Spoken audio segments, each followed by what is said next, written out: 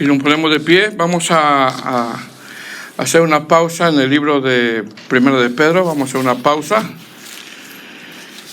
Y vamos a meditar en Marcos capítulo 11, versículo 11 en adelante. Cuando lo tenga me dice un amén.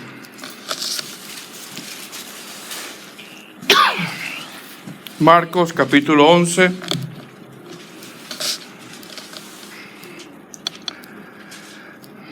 Versículo 11 en adelante. Cuando lo tenga me dice un amén. Dice la palabra del Señor. Y entró Jesús en Jerusalén y en el templo, y habiendo mirado alrededor todas las cosas, como ya anochecía, se fue a Betania con los 12. Al día siguiente, cuando salieron de Betania, tuvo hambre, y viendo de lejos una higuera que tenía hojas, fue a ver si tal vez hallaba en ella algo. Pero cuando llegó a ella, nada halló sino hojas, pues no era tiempo de higos. Entonces Jesús dijo a la higuera: nunca jamás coma nadie fruto de ti. Y lo oyeron sus discípulos. Vinieron pues a Jerusalén, y entrando Jesús en el templo, comenzó a echar fuera a los que vendían y compraban en el templo. Y volcó las mesas de los cambistas y las sillas de los que vendían palomas. Y no consentía que nadie atravesase el templo llevando utensilio alguno. Y les enseñaba diciendo: ¿no está escrito, mi casa será llamada casa de oración para todas las naciones? Mas vosotros la habéis hecho cueva de ladrones. Y lo oyeron los escribas y los principales sacerdotes, y buscaban cómo matarle, porque le tenían miedo por cuanto todo el pueblo estaba admirado de su doctrina. Pero al llegar la noche, Jesús salió de la ciudad, y pasando por la mañana, vieron que la higuera se había secado desde las raíces. Entonces Pedro, acordándose, le dijo: Maestro, mira, la higuera que maldijiste se ha secado. Respondiendo Jesús le dijo: tened fe en Dios, porque de cierto os digo, que cualquiera que dijera a este monte: quítate y échate en el mar, y no dudar en su corazón, sino creyere que será hecho lo que dice, lo que diga le será hecho. Por tanto, os diga que todo lo que pidiereis orando, creed que lo recibiréis y os vendrá. Y cuando estéis orando, perdonad si tenéis algo contra alguno, para que también vuestro Padre que está en los cielos os perdone a vosotros vuestras ofensas. Porque si alguno no perdona, tampoco vuestro Padre que está en los cielos os perdonará vuestras ofensas. Volvieron entonces a Jerusalén, y andando por el templo vinieron a él los principales sacerdotes, los escribas y los ancianos, y le dijeron: ¿con qué autoridad haces estas cosas? ¿Y quién te dio autoridad para hacer estas cosas? Jesús, respondiendo, les dijo: os haré yo también una pregunta. Respondedme, y os diré con qué autoridad hago estas cosas. ¿El bautismo de Juan era del cielo o de los hombres? Respondedme. Entonces ellos discutían entre sí diciendo: si decimos del cielo, dirá: ¿por qué pues no le creíste? Y si decimos de los hombres. Pero temían al pueblo, porque todos tenían a Juan como un verdadero profeta. Así que, respondiendo, dijeron a Jesús: no sabemos. Entonces, respondiendo Jesús les dijo: tampoco yo os digo con qué autoridad hago estas cosas. Oremos, hermano. Padre Santo, este es un momento muy crucial, Señor, para todos los que estamos aquí, en los cuales nos encontramos muy necesitados. Y yo te ruego, mi Señor, yo te suplico, con mucha necesidad y con mucho temblor, que me ayudes. Porque me siento débil, Señor, y tú eres mi única esperanza. Te necesito, Señor, para poder hablar tu palabra. No permitas que mi carne, Señor, estorbe, sino que seas tú hablando de cada pasaje bíblico a nuestras vidas. Te damos gracias, Señor. Te damos gracias, Padre Santo. En el nombre de Jesús. Amén. Tome su asiento, hermano.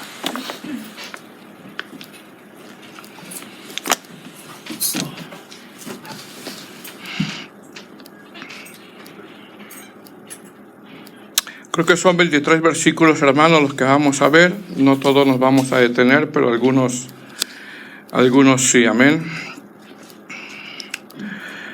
Desde la semana pasada, mis amados hermanos, ya tenía más de una semana, quizás semana y media o 2 semanas.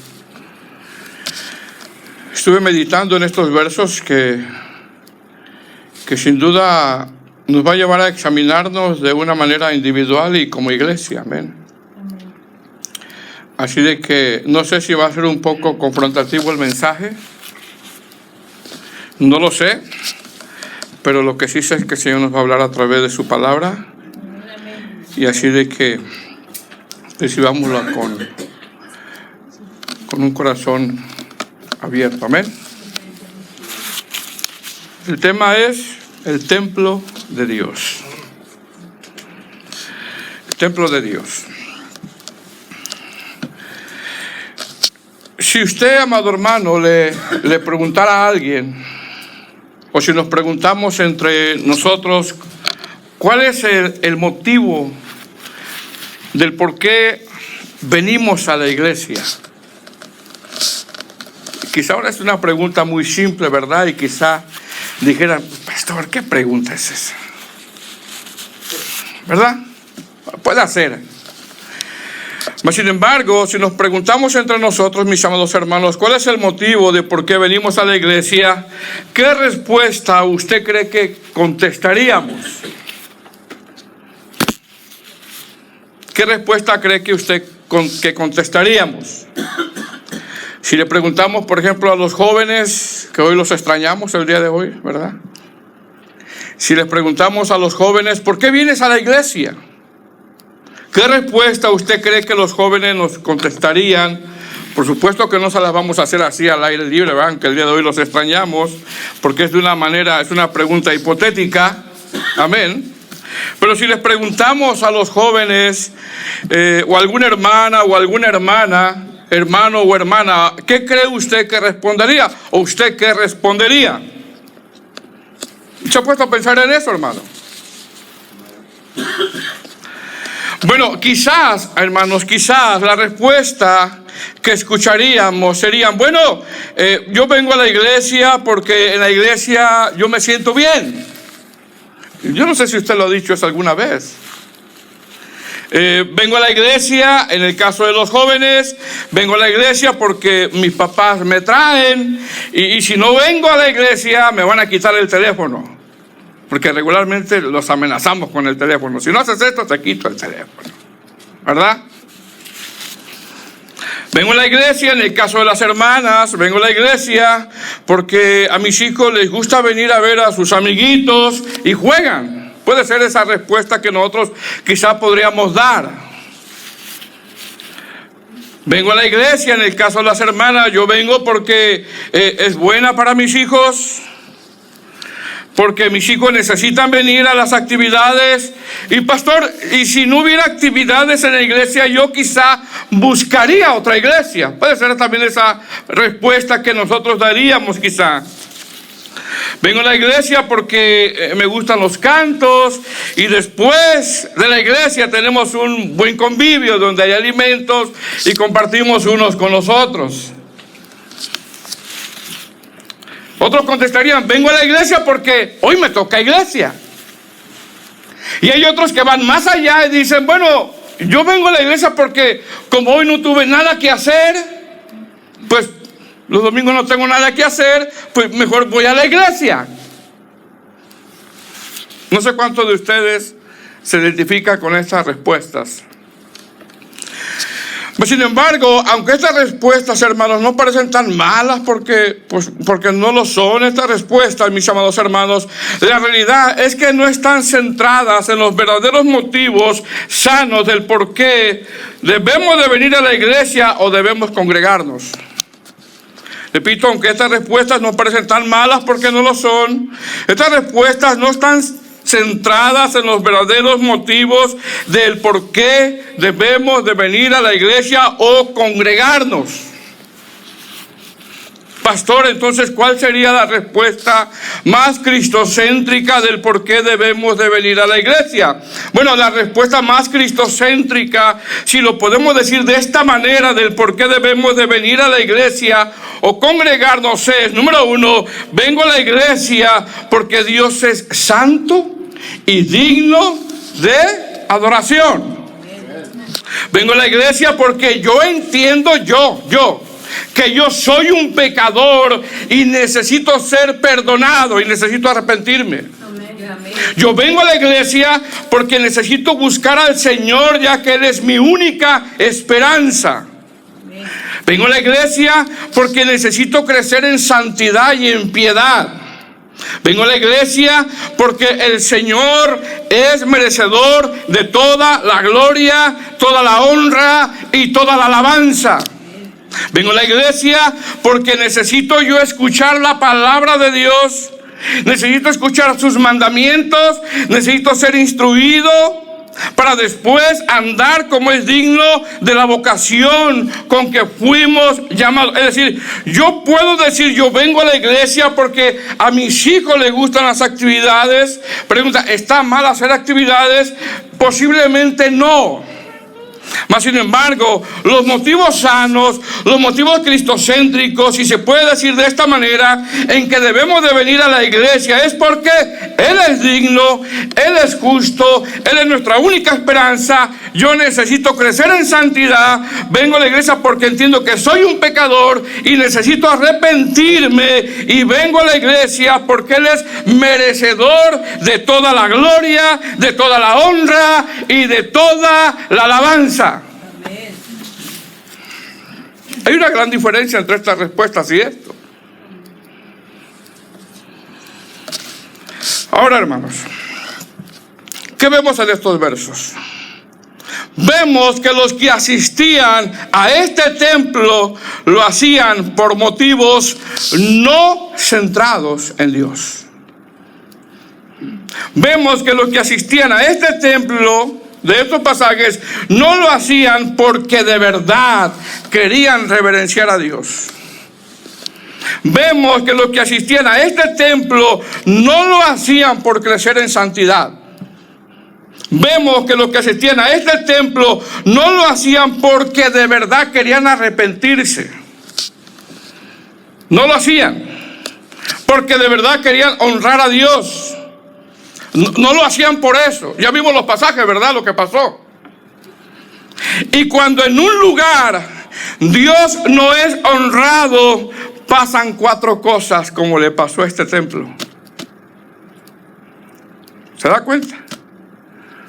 Cuando en un lugar Dios no es honrado, pasan 4 cosas como le pasó a este templo. ¿Qué cosas pasan? Número 1, el Señor da una advertencia de juicio. Número 2, el Señor limpia el templo evidenciando el pecado. Número 3, el Señor ejecuta el juicio. Y número 4, el Señor se va del templo. Vuelvo a preguntar, ¿qué pasa? Vuelvo a preguntar para que no se nos olvide. ¿Qué pasa? Es para que entremos en el temor de Dios, hermanos todos. Amén. ¿Qué pasa cuando en un lugar no se honra a Dios? Número 1, el Señor da una advertencia de juicio. Basado en lo que vamos a estudiar el día de hoy.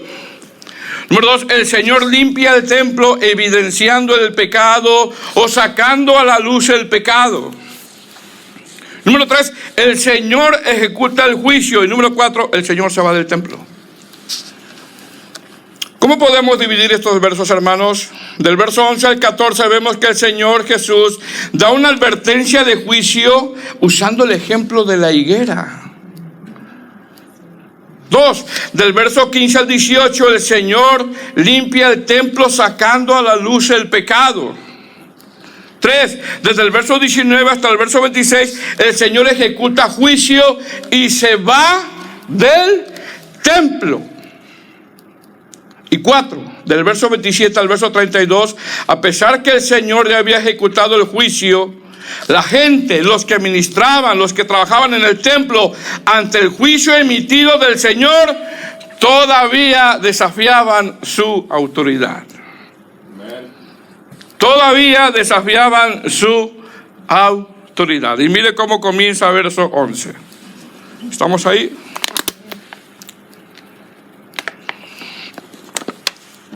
Y entró Jesús en Jerusalén y en el templo, y habiendo mirado alrededor todas las cosas, ¿qué sigue diciendo, hermanos? Sí, tenemos abierta la Biblia. Amén.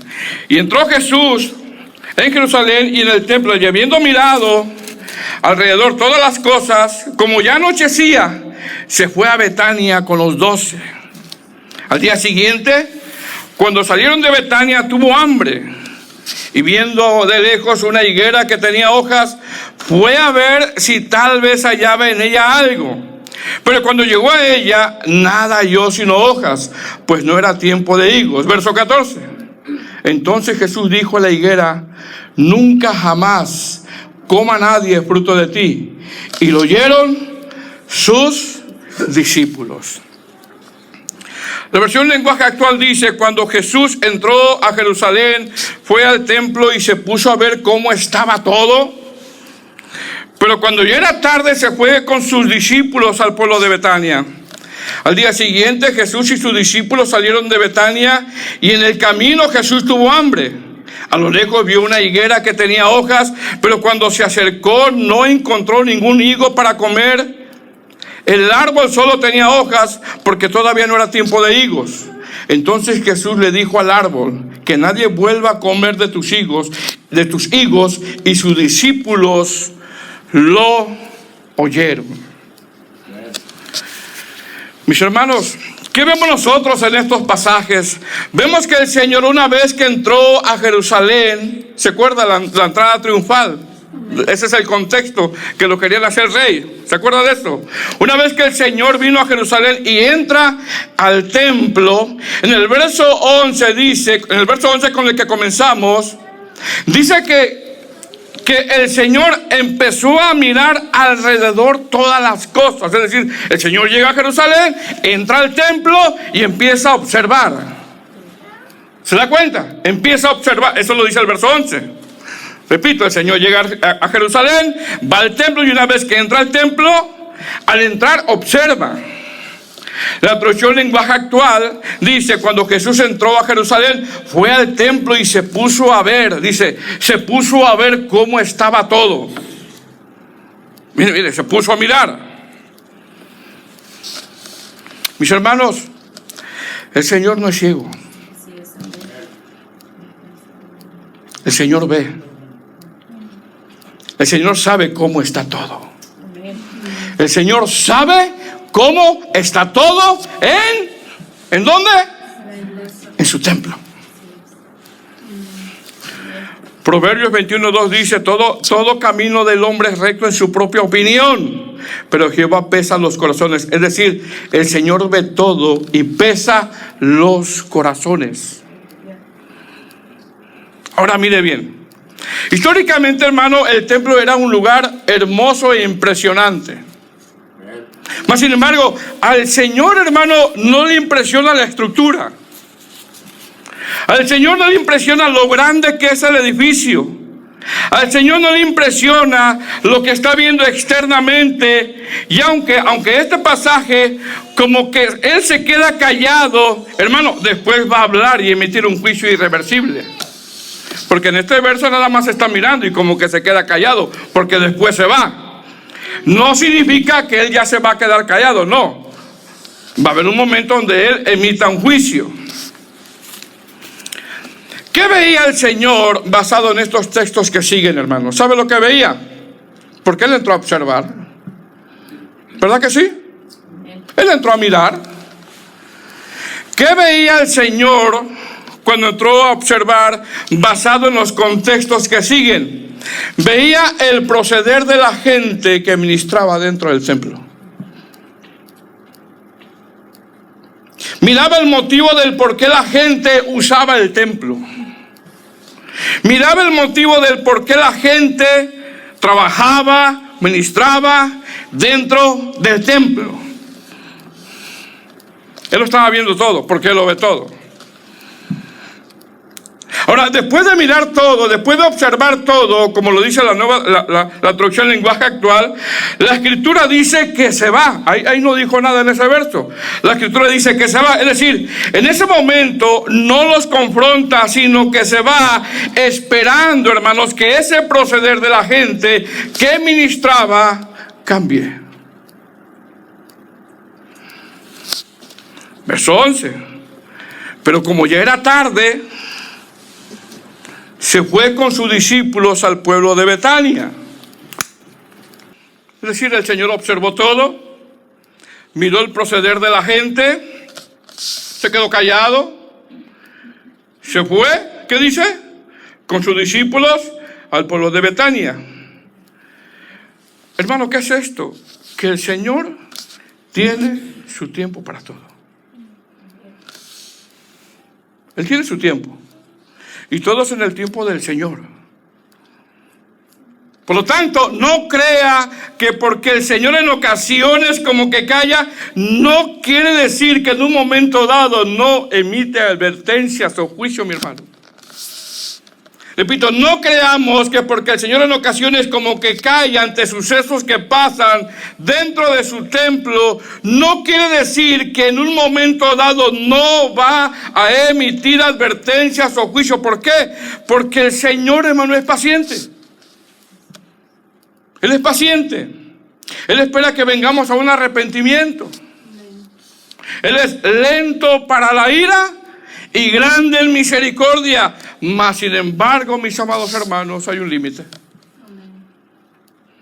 Y eso solamente el Señor lo conoce. Y para este templo, el límite ya había llegado.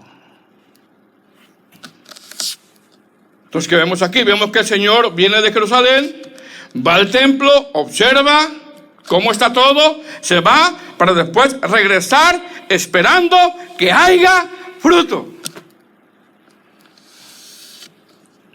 Porque dice el verso 11 en la Reina Valera, y habiendo mirado alrededor todas las cosas, como ya anochecía, se fue a Betania con los 12, el verso 12, al día siguiente, cuando salieron de Betania, tuvo hambre, verso 13, y viendo de lejos, ¿qué, hermanos?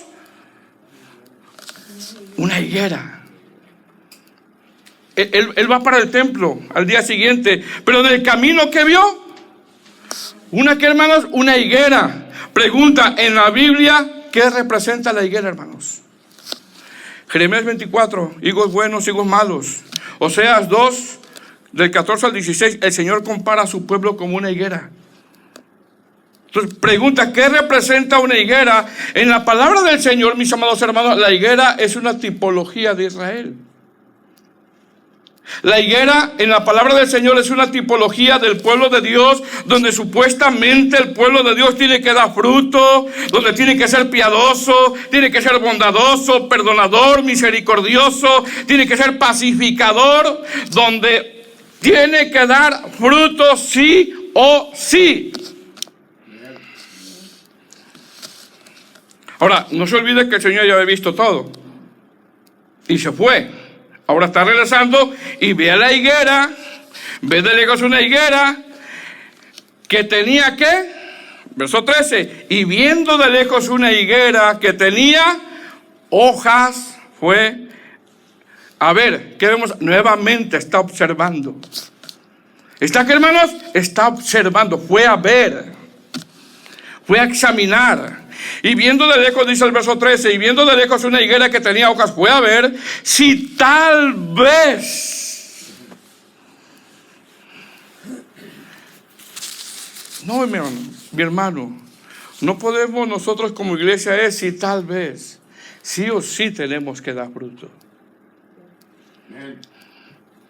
Y viendo lejos una higuera que tenía hojas, fue a ver si tal vez hallaba en ella algo, pero cuando llegó a ella, nada halló sino hojas, porque no era tiempo de higos. Verso 14, entonces Jesús le dijo a la higuera, nunca jamás coma nadie fruto de ti, y lo oyeron sus discípulos.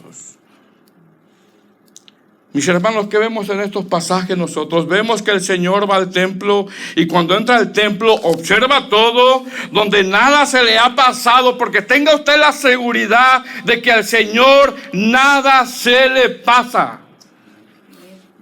Al día siguiente en camino al templo, antes de llegar, ve a una higuera, se acerca a la higuera porque tiene hambre.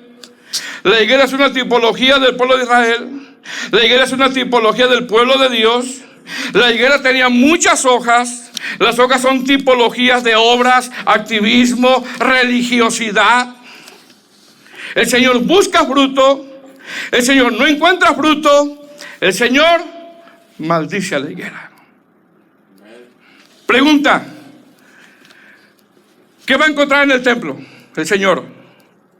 ¿O qué ocurría en el templo? ¿Saben lo que había en el templo? En el templo había mucho activismo. En el templo había muchas obras. En el templo había mucho ruido. En el templo había mucho movimiento. En el templo había mucha gente. Pero no había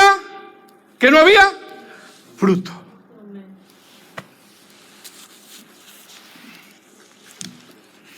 ¿Qué es esto? Esto es lo que el Señor va a encontrar en el templo. No hay fruto. No hay fruto. Vuelvo a preguntar, ¿qué va a encontrar el Señor en el templo?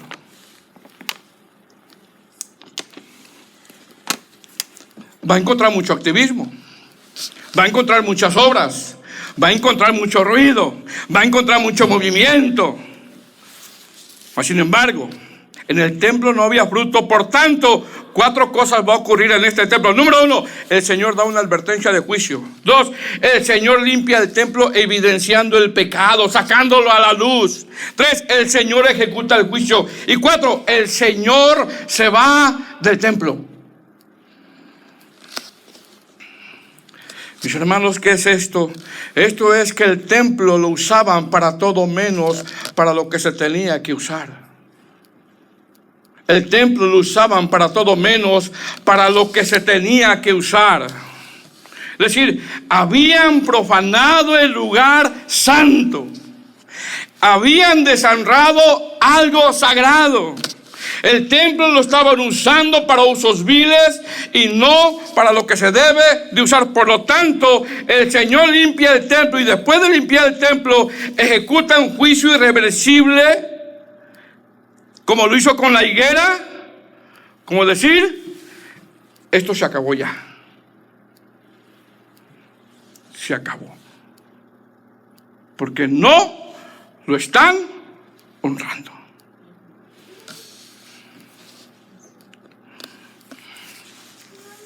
Hermanos, ¿qué no encontró el Señor en la higuera? Fruto. No encontró fruto. ¿Qué había? Mucha hoja. Mucho activismo, mucho ruido, mucho movimiento, mucha gente, mucha administración. ¿Pero qué no había? No había fruto. No había amor de Cristo. No había misericordia. No había piedad. No había vidas consagradas. Por lo tanto, ¿qué juicio emitió el Señor? El Señor limpia el templo, sacando a la luz el pecado y da un juicio irreversible. A manera de aplicación, ¿cómo está tu templo? Primera de Corintios capítulo 3, verso 16, el apóstol Pablo dice que nosotros somos templos del Espíritu Santo. ¿Cómo está tu templo? ¿Qué necesita el Señor limpiar de nuestro templo, ya que Él que observa todo? ¿Qué hay en tu templo? ¿Muchas obras? ¿Mucho activismo? Pero hay fruto. ¿Hay fruto? Verso 15. Del 15 al 18 el Señor limpia el templo. Vinieron pues a Jerusalén, y entrando Jesús en el templo, comenzó a echar fuera a los que vendían y compraban en el templo, y volcó las mesas de los cambistas y las sillas de los que vendían palomas. Y no consentía que nadie atravesase el templo llevando utensilio alguno. Y les enseñaba diciendo: ¿no está escrito: mi casa será llamada casa de oración para todas las naciones? Mas vosotros la habéis hecho cueva de ladrones. Y lo oyeron los escribas y los principales sacerdotes, y buscaban cómo matarle, porque le tenían miedo, por cuanto todo el pueblo estaba admirado de su doctrina. Hermanos, qué escena tan desagradable.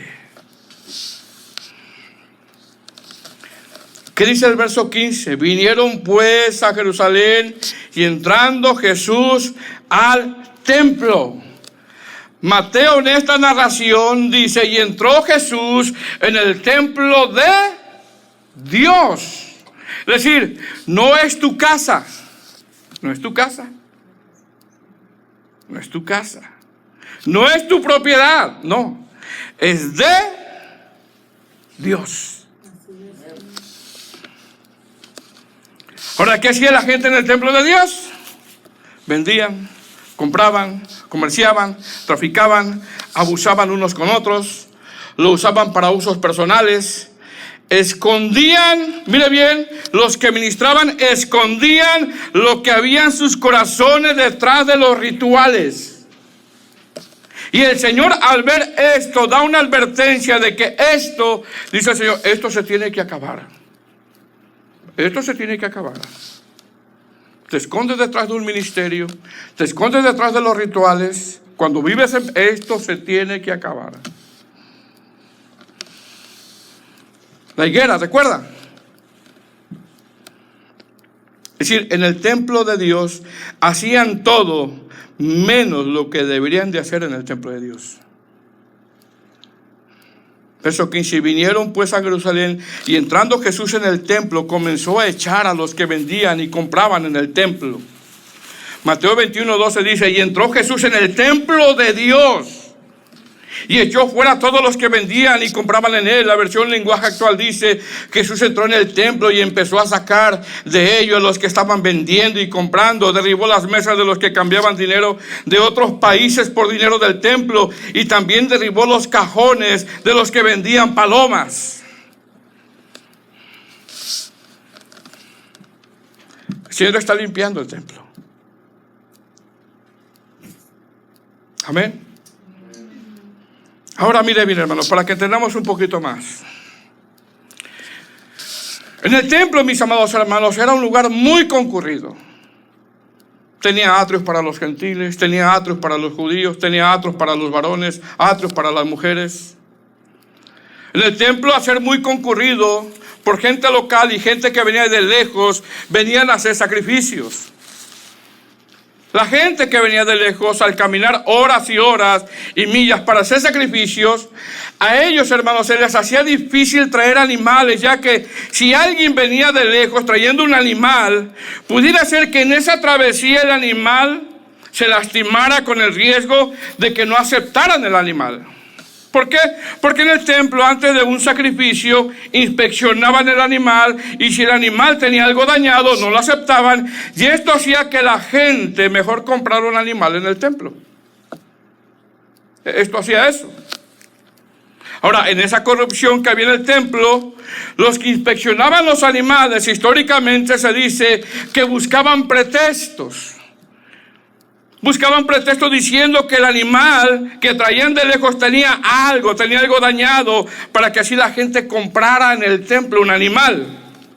Revisaban el animal, el cordero o la paloma, y que se decían, bueno, esta paloma pues tiene una uñita quebrada, por lo tanto no te la podemos recibir. Entonces, cómpralo mejor aquí en el templo.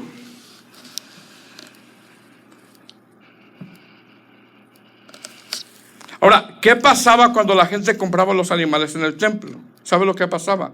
Los daban muy caros. Extremadamente caros. Ahora mire bien, aparte de que los animales los daban muy caros, la gente que venía de lejos al traer moneda extranjera para poder comprar un animal para el sacrificio, tendría que usar la moneda del templo. Por lo que cuando hacían un cambio de moneda, los cambistas cobraban un cargo adicional del 13% para el cambio de moneda. Ok, cómprame el animal aquí en el templo, o traes moneda extranjera, ok, yo te cambio la moneda, pero todavía te voy a cobrar un costo adicional. Así que muchos preferían comprar el animal en el templo y pagar un cargo extra para usar la moneda del templo, aparte de que el templo de por sí cobraba un impuesto. Eso era otra cosa.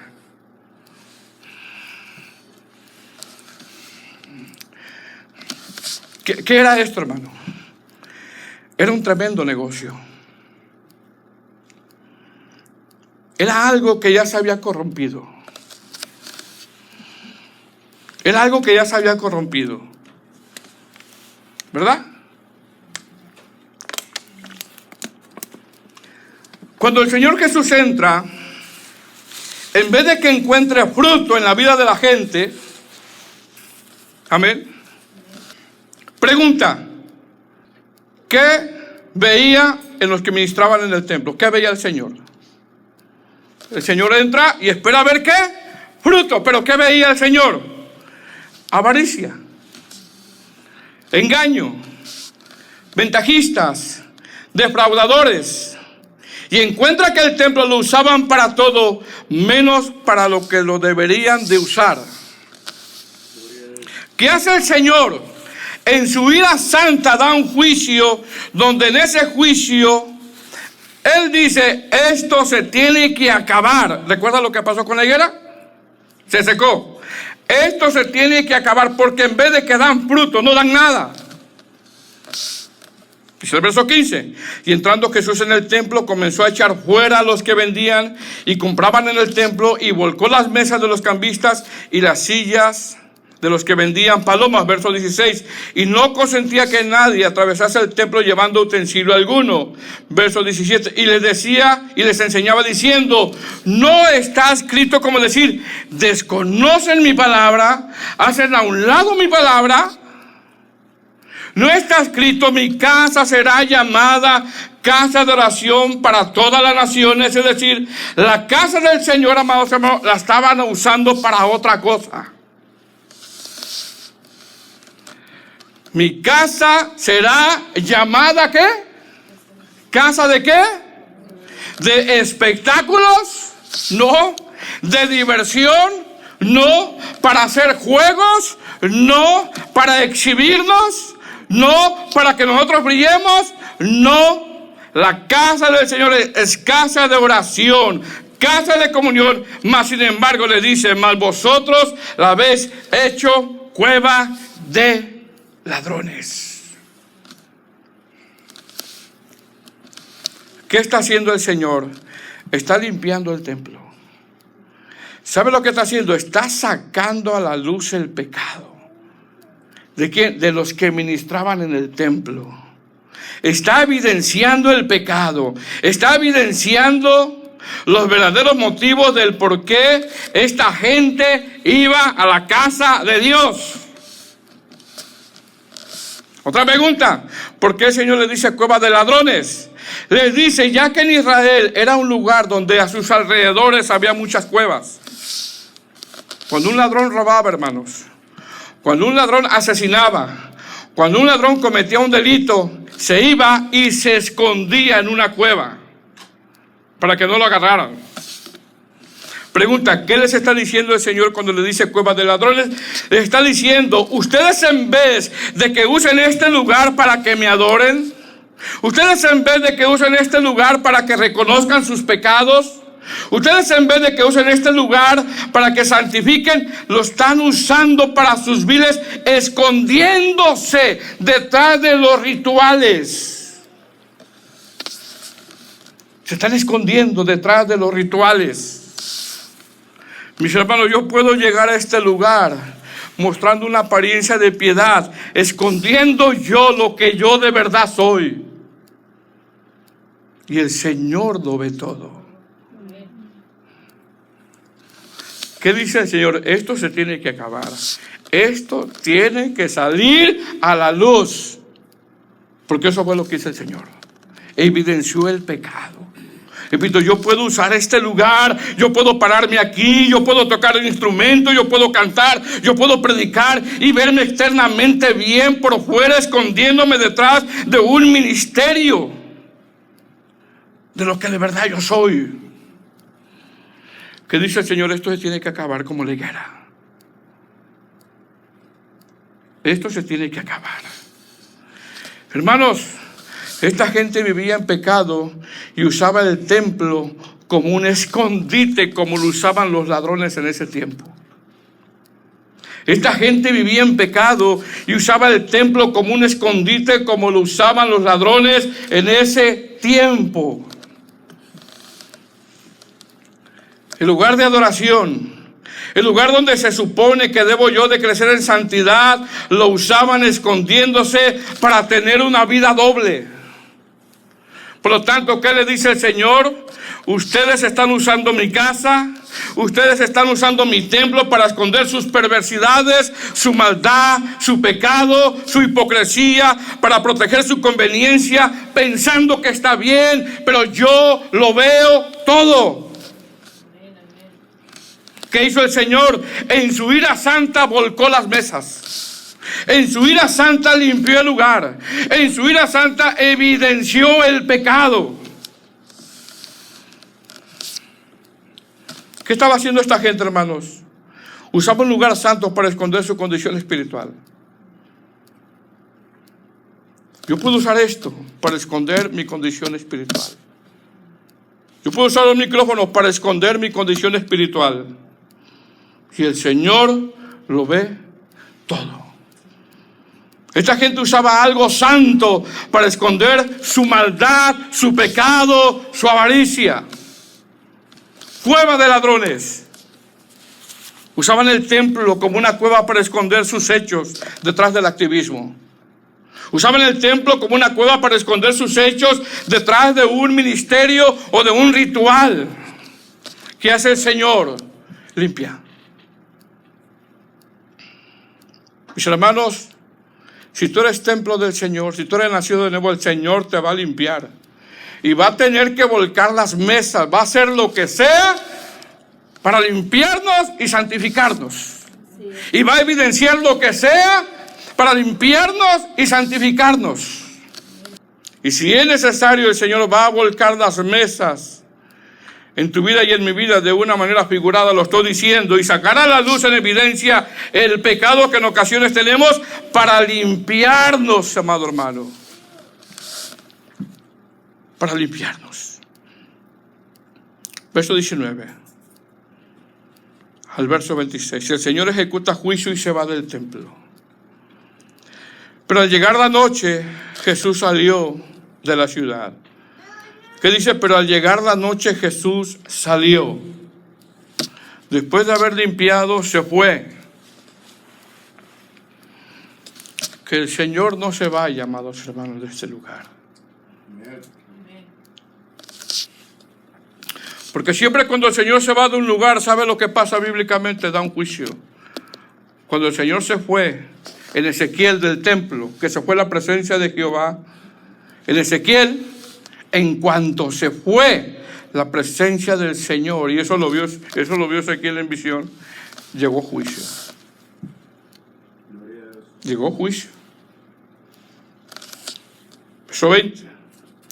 Y pasando por la mañana vieron que la higuera se había secado desde las raíces.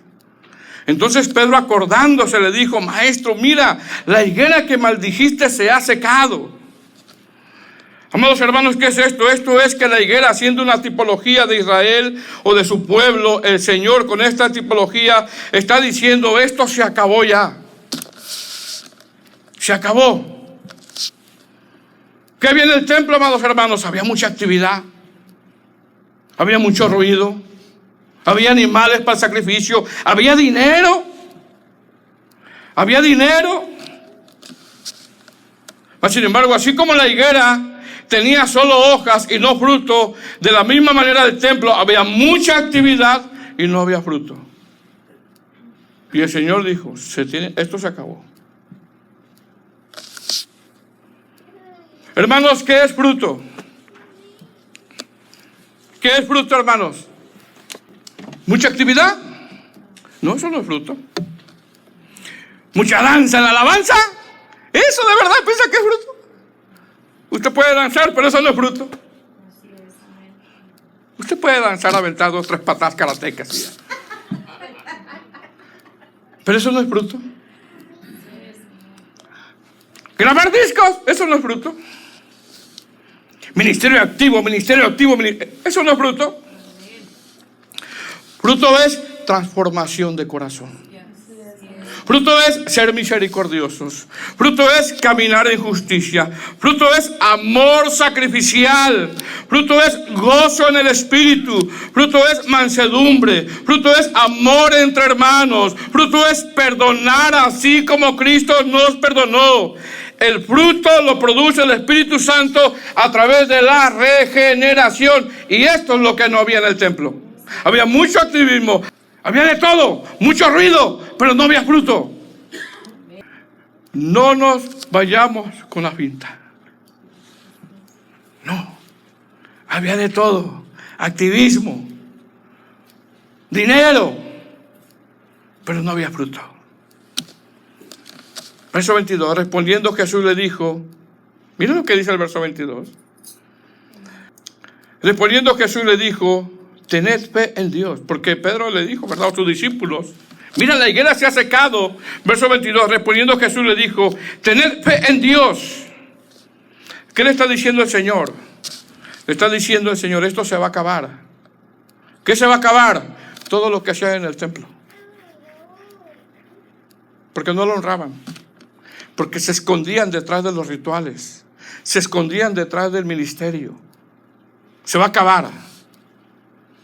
Verso 23, un texto sacado de contexto en muchos lugares. Porque de cierto os digo que cualquiera que dijese a este monte: quítate y échate en el mar, y no dudara en su corazón, sino creyere que será hecho lo que diga, le será hecho. Por tanto os digo que todo lo que pidieras orando, creed que lo recibiréis y os vendrá. El Señor aquí nos está dando una clase de fe sobrenatural. ¿Qué es la montaña? ¿Sabe qué era la montaña? El sistema religioso, humanístico, en los contextos que era inamovible. Esa era la montaña. El sistema religioso que se había contaminado, donde se escondían detrás del ministerio de los rituales. El Señor dice ahí: esa montaña que tú la ves fuerte, que tú la ves grande, eso se va a mover, va a ser removido, se va a acabar.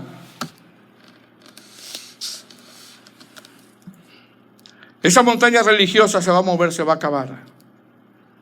El mover montañas, hermanos, es una expresión hebraica. En el contexto inmediato es el juicio de Dios que viene sobre este sistema religioso que se iba a acabar. Así de que no andemos que muévete montaña, no. Y la montaña se moverá. Se moverá. Y Él les hace: muévete. No. Era impensable que este sistema religioso se acabara o se ha movido. Y el Señor dijo: como no me honran a mí, Esto se va a acabar. Se va a acabar. Verso 25. Y cuando estéis orando, perdonad si tienes algo contra alguno, pero también para que también vuestro Padre que está en los cielos perdone a vosotros vuestras ofensas. Porque si vosotros no perdonáis, tampoco vuestro Padre que está en los cielos os perdonará vuestras ofensas. Es decir, todo ese sistema religioso, hermanos, solo dañaba al pueblo de Dios. Ya que cuando no hay fruto y yo me escondo detrás de un ministerio, solamente voy a dañar. Y el Señor aquí está diciendo, perdona. Perdona. A manera de aplicación, Jesús está limpiando tu templo, hermano. A manera de aplicación, escondemos lo que somos nosotros detrás de un ministerio. Si eres hijo de Dios, eso se va a acabar y el Señor va a volcar las mesas para que se acabe. Va a evidenciar todo para que se acabe. Mis hermanos, la función de Cristo en nuestras vidas es derribar lo que no es conforme a su voluntad, ya que nuestro templo no puede estar minada por ladrones. ¿Cuáles eran los ladrones que se escondían detrás de un ministerio, detrás de este templo? El orgullo espiritual. Utilizaban lo de Dios para esconder lo que de verdad eran. Doble vida. Una vida con muchas hojas, pero sin fruto. Y eso se tiene que acabar. Del verso 27 al verso 33, la gente, a pesar de que el Señor ya había ejecutado el juicio, la gente todavía desafiaba su autoridad, porque sabe que a veces así somos. A veces así nos pasa. Estamos mal a veces. Y el Señor nos da una advertencia y todavía a veces desafiamos eso. El Señor lo ve todo. Verso 27. Volvieron entonces a Jerusalén y andando él por el templo, vinieron a él los principales sacerdotes y los escribas y ancianos. Y le dijeron, ¿con qué autoridad? ¿Cómo le preguntan al dueño del templo con qué autoridad? Si él es el dueño del templo. ¿Con qué autoridad haces estas cosas? ¿Y quién te dio autoridad para hacer estas cosas? Verso 29, Jesús respondiendo le dijo, os haré yo también una pregunta, responderme. Mira, el Señor fue paciente. Os diré con qué autoridad hago estas cosas. El bautismo de Juan era del cielo o de los hombres, responderme. Entonces ellos discutían entre sí diciendo, si decimos del cielo, dirá, ¿por qué pues no le creíste? Y decimos de los hombres, porque tenían miedo al pueblo, pues tenían a Juan como un verdadero profeta. Así que respondiendo dijeron a Jesús, no sabemos. Entonces respondiendo Jesús le dijo, tampoco yo os digo con qué autoridad hago estas cosas. ¿Sabe cuál es la aplicación? Si tú eres hijo de Dios, si tú eres nacido de nuevo, si somos templos del Espíritu Santo, Él va a limpiar el templo. Y no nos va a pedir permiso. ¿Puedo entrar? Invita a Jesús. No nos va a pedir permiso. Y va a entrar a tu vida y a mi. Si algo mal está en el templo, va a entrar a tu vida y a mi vida y va a volcar lo que sea y va a evidenciar lo que sea para ser limpiados. Pero no desafiemos su autoridad. Amén. Amados hermanos, ¿cómo está tu templo?